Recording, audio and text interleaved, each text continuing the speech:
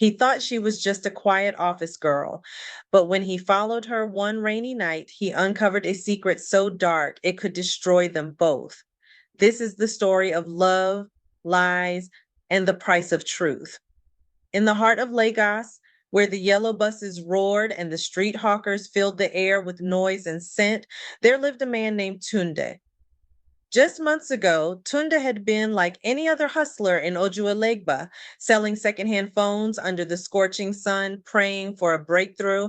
But fortune, like a spirit summoned by patience, smiled upon him when an old customer he once helped returned with an offer. That man, now a tech investor, gave Tunde a chance to invest in a risky digital currency venture. Everyone called it madness, but within 6 months, that madness turned Tunde into a quiet billionaire. He didn't shout it. No flashy cars, no designer belts. He moved like a shadow among the rich, calm, calculated, and humble. Instead of buying his way into a luxurious life, he took a simple office in a shared business plaza in Victoria Island, pretending to be a small tech consultant. To him, the wealth was a test, not a trophy, and that's where he first saw her, a young woman with a dazzling smile and eyes that looked like they carried a secret. Her name was Zainab. Zainab was the kind of woman people noticed twice. The first time for her beauty, the second time for her quiet power. She worked at the front desk of the building, answering calls, logging visitors, offering cold sachet water with a warm grin. To many, she was just the receptionist. But to Tunde, she became a mystery wrapped in calm elegance. He started showing up earlier, bringing her pastries, asking questions that didn't matter just to hear her voice. And Zainab, she responded like someone who had learned to smile while hiding 1,000 truths. She never talked too much, never shared where she lived. And whenever someone asked about her past, she'd redirect the topic like a river changing course. Tunde didn't care. He felt something real, not like the fake love thrown at him by those who sniffed his wealth. Zainab didn't even know he was a billionaire. Or maybe she did, but said nothing. One evening, rain poured like the sky was grieving. The whole city slowed down. Tunda offered to drop her home. She refused softly, saying she had another engagement. But something about her eyes, they weren't tired, they were hiding. As she walked away, Tunda sat in his car, watching her enter a black SUV waiting at the corner. The man inside had a scar over his eye and a face carved by violence. The way he greeted Zainab, it wasn't love, it was command. And Zainab obeyed without question. Tunde's heart tightened. Who was she really? That question would become the start of a secret deeper than love, a truth soaked in pain, sacrifice, and something darker. Tunde couldn't sleep. That black SUV kept replaying in his mind like a haunted film. He wasn't a man given to suspicion, but something about the way Zainab vanished into the night bothered him. The man she left with didn't look like family and or a friend. He looked like danger dressed in human skin. The next morning, he arrived early again, pretending to check emails on his laptop in the shared lounge. Zainab came in exactly at 8 a.m., like she always did, smiling, graceful, flawless, no sign of stress, no tired eyes, no bruises. But something about her aura had changed. She avoided eye contact. Her smile was tighter, and her laughter, it had disappeared. Tunda offered her breakfast again. She politely refused. Something was off, but how do you ask a woman what she does after work without sounding like a man who doesn't trust? Around midweek, Tunde finally saw him, the man from the SUV. He came into the building not as a visitor, but as someone familiar with the place. The receptionist on night duty greeted him like she had seen him many times. Tunde watched from behind a glass panel as the man walked past Zainab and whispered something in her ear. Her entire body froze for half a second before she forced a laugh and nodded. It wasn't a friendly visit. It was a reminder, a message. That evening, Tunde tried talking to her again. He told her he used to be poor and that sometimes he still felt invisible in rooms full of rich people. He hoped his honesty would open her up. Zainab smiled, deeply moved, and finally said softly, "We all have things we hide, Tunde. Sometimes it's for our own safety." Then she walked away. That one sentence didn't scare him. It made him more curious and deeply worried. The next day, Tunde decided to find answers. He asked the janitor, an old man who had worked in the building for years, if he knew anything about Zainab. The man gave a heavy sigh and whispered, "She's kind, quiet, but trouble follows her like a shadow." "You didn't hear that from me." Tunda was even more disturbed. He followed her that evening, keeping a safe distance. She didn't go home. Instead, she entered a high-end lounge in Ikoyi, the kind that didn't match her receptionist's salary.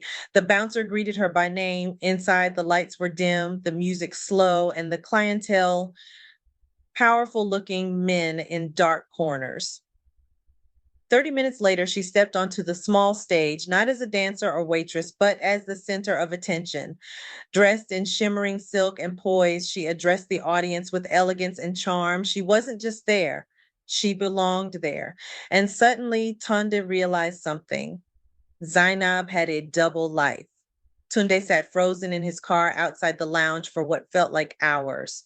He didn't know what shook him more, the fact that Zainab lived a second life or that she was so good at hiding it.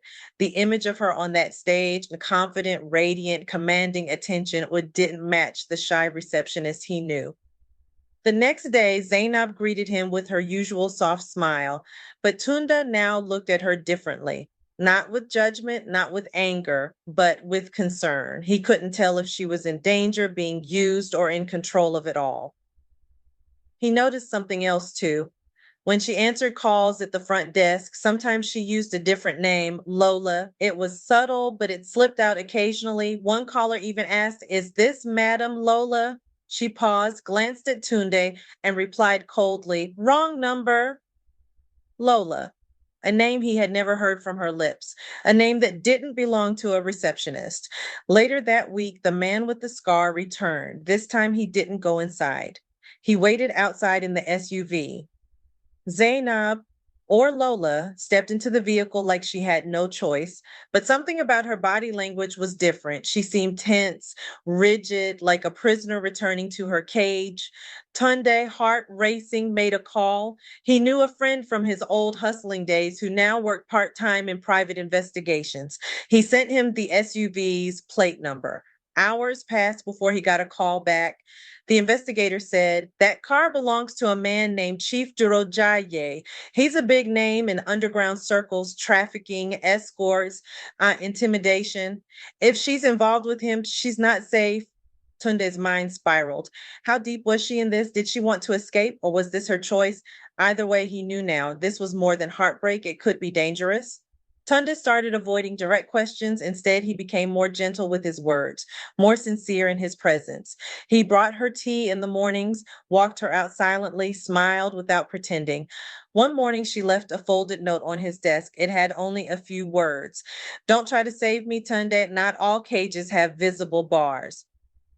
He read it again and again. It wasn't just a warning, it was a cry, a confession. That day, he looked up the name Lola, tied with Chief Durajaye. What he found shook him to his core. Madame Lola was not just a name, it was a brand, a high end secret elite escort network operated through blackmail and debt. The face of it all, Zainab, or rather Lola.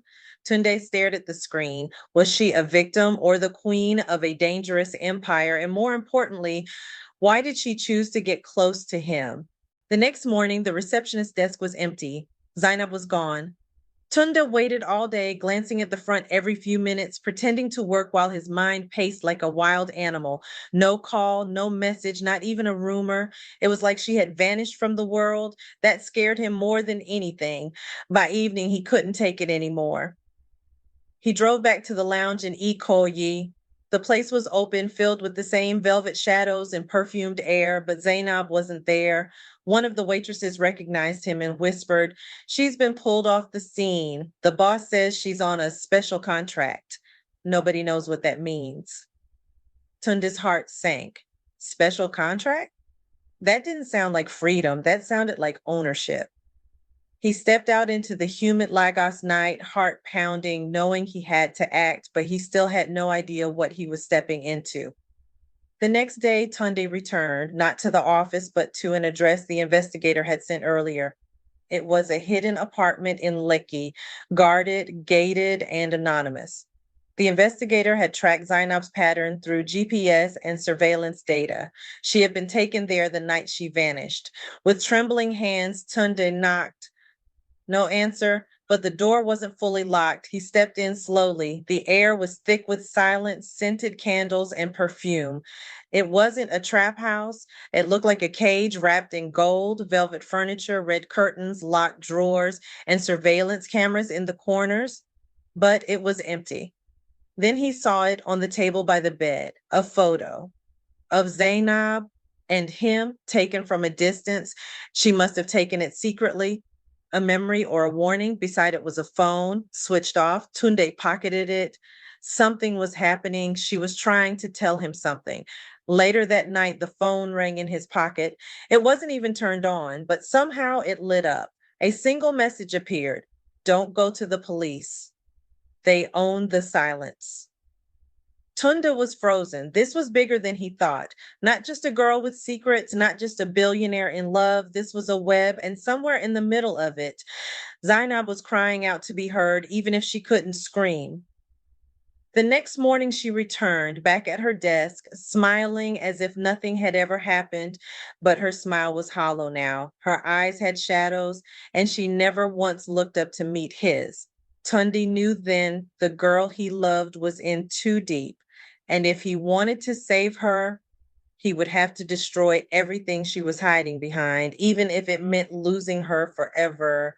The week moved slowly, like time was afraid to unfold. Zainab was back at the desk, dressed in her usual simple gown, her hair neatly tied, her smile painted on like a mask.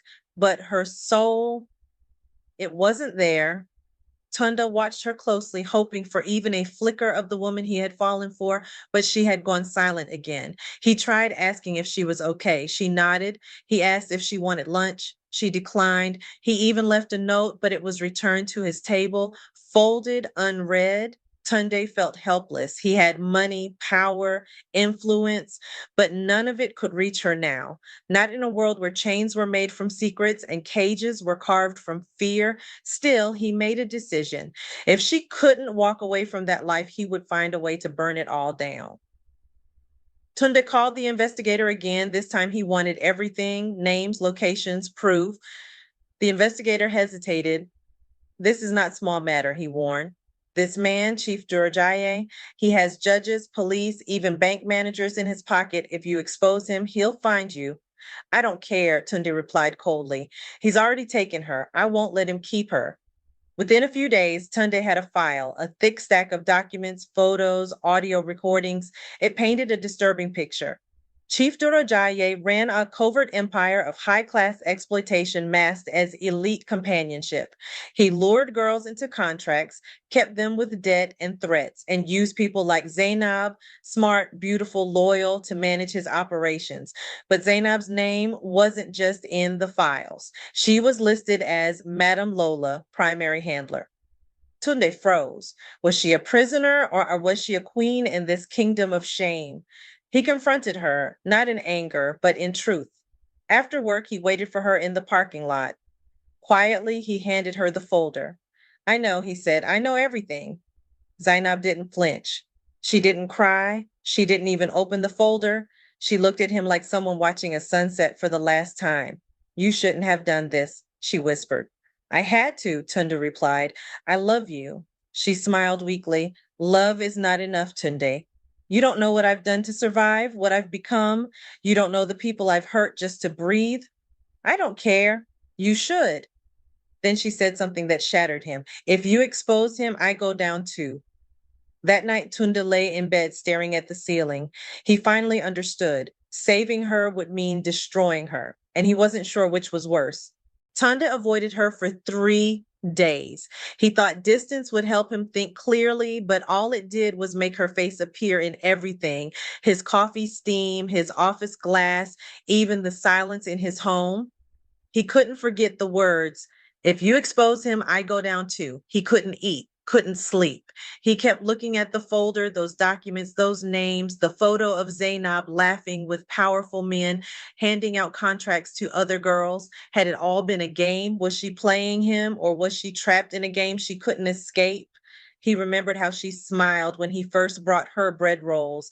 That joy was real. He knew it was. And that meant only one thing: there was still something inside her worth saving, even if she didn't believe it anymore. Tunde made one last call to a retired journalist known for exposing criminal rings in Nigeria. The man listened quietly, then said, "If you want to break a king, you don't shout from the streets, you poison the throne from the inside." Together, they formed a plan. Tunde would go undercover, using his wealth to pose as a silent investor in Chief Durojaye's network. He knew the chief always welcomed rich men looking for discreet entertainment and influence. It was risky, suicidal even, but it was the only way to get access to the chief's core circle and gather undeniable proof. Recordings, contracts, transactions. The journalist would publish it all: names, faces, files, and Zainab. Tunde gave her a burner phone. "If you ever want out," he said, "just press one, I'll come." She didn't say yes, she didn't say no, but she took the phone. That was enough. Weeks passed. Tunde played his role well, smiling, drinking, pretending to be one of them. He watched Zainab from across the room, her face a mask of professionalism. But sometimes when no one was looking, she met his eyes just for a moment. And in those moments, something flickered.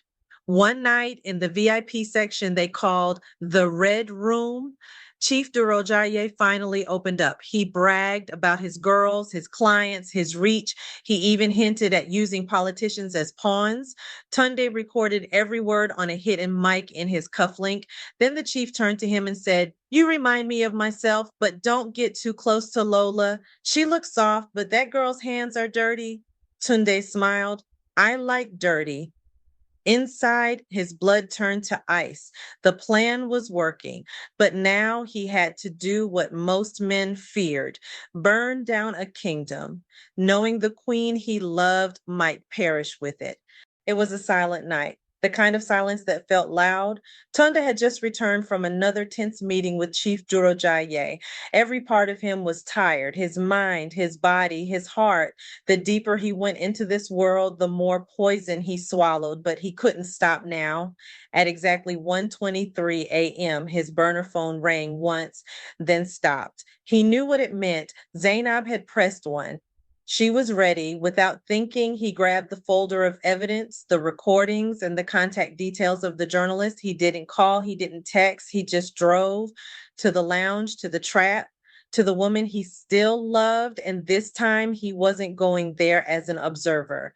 He was going to finish it. Zainab met him at the back exit, wearing a black coat and sunglasses despite the night. She looked like someone leaving her own funeral. Her hands trembled as she handed him a flash drive. "This has everything," she said: "client lists, money trails, videos. But once it's out, I'll be hunted." Tunde nodded. "We'll disappear. I have safe houses, offshore accounts. No one will find us." But Zainab hesitated. "You don't understand, Tunde. I'm not just a witness. I'm part of this. My face is on every file. I recruited girls. I wrote contracts. Some of them, they hate me." "I still love you," he said quietly. She looked away. "Then you might hate me when you read what's in that drive." Tunde took her hand. "I already know, and I still came." They left that night. No goodbye, no warning, just silence and smoke. And by the time the sun rose, the first headline broke. The news exploded like thunder. Elite escort ring exposed, politicians, chiefs, and celebrities named. Madam Lola, the face behind the mask. Anonymous whistleblower provides hundreds of files. The city erupted. Some denied the truth. Some blamed the media. Others begged for forgiveness. But one thing was certain: Chief Durojaye's reign was over. He was arrested within 48 hours. The journalists protected Tunde's identity. The public only knew an unknown billionaire had risked everything to break the system. But Zainab's face was everywhere. Old videos, tabloid headlines, opinion articles about power, women, and sin. And Tunde, he sat in a quiet flat in Ghana watching it all, holding her hand while she cried for the lives she had touched and the ones she couldn't save. They were free now. But freedom doesn't always come clean. Sometimes it carries the scent of ashes. 6 months had passed since the headlines faded. Tunde and Zainab now live quietly in a small coastal town in Senegal. No luxury cars, no servants, just peace and the sound of the ocean humming like a lullaby. Zainab had changed her name to Halima. She wore simple clothes. She taught local girls how to read and write. Some knew her face from old news articles, but no one asked. People here had their own secrets. They respected silence. Tunde ran a small digital literacy center nearby. He never talked about his money or Legos or the firestorm they had escaped. Every night they cooked together, sat on the porch, and sometimes without words, they just held each other because sometimes love is not spoken, it's endured. But despite the peace, something lingered in Zainab's heart. Guilt. One evening, while sorting old clothes to donate, Zainab found the burner phone Tunde had given her long ago. It was dusty, dead, forgotten. She stared at it, then turned to him and asked, "Do you still think I deserve this life?" Tunde looked at her and replied, "You didn't choose your past, but you chose to change. That's all that matters." Tears rolled down her face, not from sadness, but from healing. That night, she wrote a letter to the journalist who had exposed everything.